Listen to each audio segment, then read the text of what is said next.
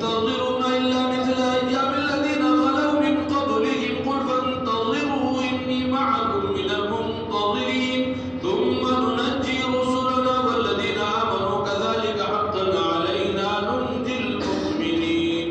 الله أكبر. الحمد لله رب العالمين الرحمن الرحيم مالك يوم الدين إياك نعبد وإياك نستعين اهدنا الصراط المستقيم صراط الذين أنعمت عليهم غير المغضوب عليهم ولا الضالين.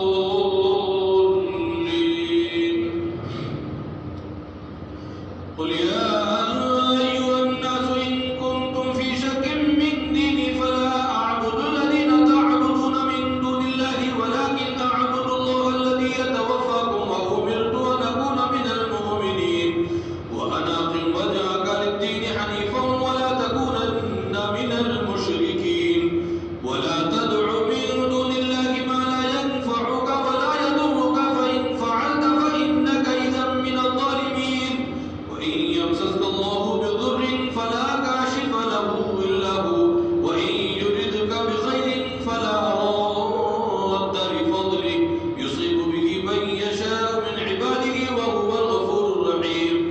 قل يا أيها الناس قد جاءكم الحق من ربكم فمن اهتدى فإنما يهتدي لنفسه ومن ضل فإنما يضل عليها وما أنا عليكم بوكيل واتبع ما يوحى إليك واصبر حتى يحكم الله وهو خير الحاكمين.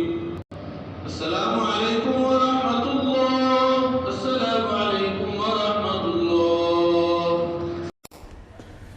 Thanks for watching. Don't forget to like, comment, share and subscribe to Al Wahid channel.